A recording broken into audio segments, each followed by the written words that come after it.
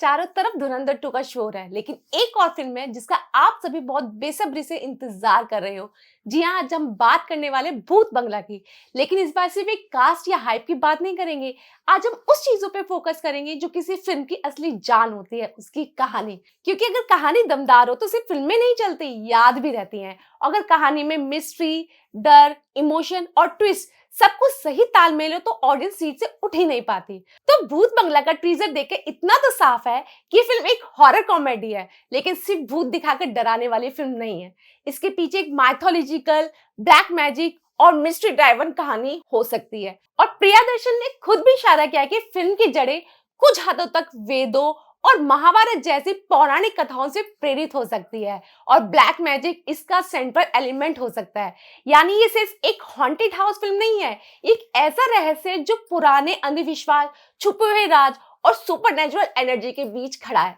अब कहानी को थोड़ा सिनेमैटिक तरीके से समझें तो सोचिए, एक पुराना खंडर जैसा बंगला है। बाहर से देखने पर सिर्फ एक वो सिंपल हाउस लगता है, लेकिन गांव या शहर के लोग उस बंगले के नाम से ही डरते हैं।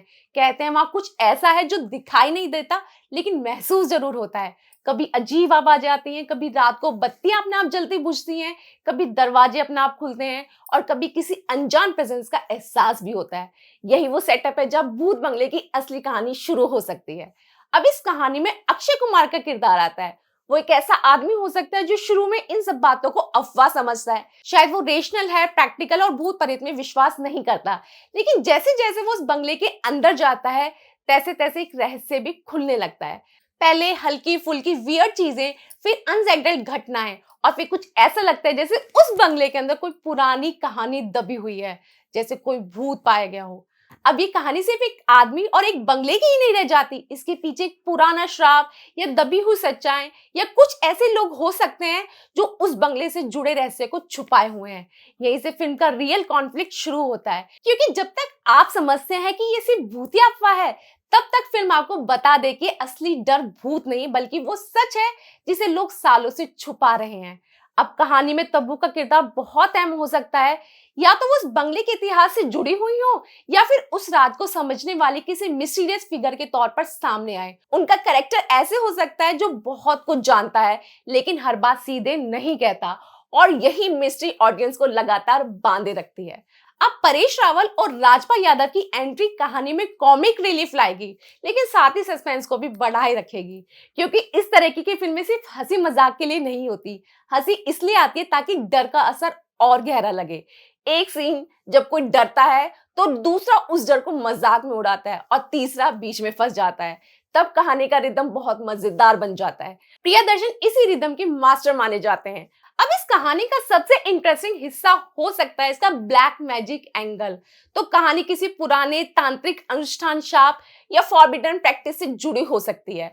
हो सकता है किसी परिवार के साथ अतीत में बहुत कुछ गलत हुआ हो सकता है कि बंगलों की दीवारें में कुछ ट्रेजेडी का निशान भी हो सकता है कि वो कोई भूत, कोई रैंडम स्पिरिट ना होकर उसी पुरानी घटना का परिणाम हो। यही से फिल्म सुपरनेचुरल मिस्ट्री से आगे बढ़कर इमोशनल और माइथोलॉजिकल टेरिटरी में चली जाएगी। अब कहानी में अगर एक और लेयर जोड़े तो मान लीजिए उस बंगले में खड़े हुए कुछ कैरेक्टर एक पुराने परिवार से ताल्लुक रखते हों।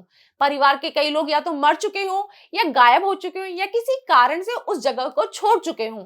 अब नई जनरेशन लौटती है तो उन्हें लगता है कि शायद ये सब पुरानी बातें हैं, लेकिन जैसे ही वो उस बंगले में कदम रखेंगे चीजें बदलने लगेंगी। और यही से फिल्म ऑडियंस को थ्रिलर मोड पर ले जाएगी, क्योंकि गुड हॉरर कॉमेडी सिर्फ डर और हंसी नहीं देती, वो क्यूरियोसिटी को भी बढ़ा देती है। हर सीन के बाद व्यूअर सोचता रहेगा कि असली सच है क्या। तो कुल मिलाकर भूत बंगला की स्टोरी एक हॉन्टेड हाउस सेटअप पर बेस्ड लगती है, लेकिन उसके अंदर mythological, black magic, family mystery, suspense और कॉमिक का पूरा मिश्रण भी है। ये फिल्म सिर्फ डराने के लिए नहीं बल्कि एंटरटेन करने के लिए बनाई जा रही है, और अगर एग्जीक्यूशन सही रहा तो एक ऐसी फिल्म बन सकती है जो ऑडियंस को हंसाए भी और डराए भी, और कहानी खत्म होने के बाद दिमाग में बनी भी रहे।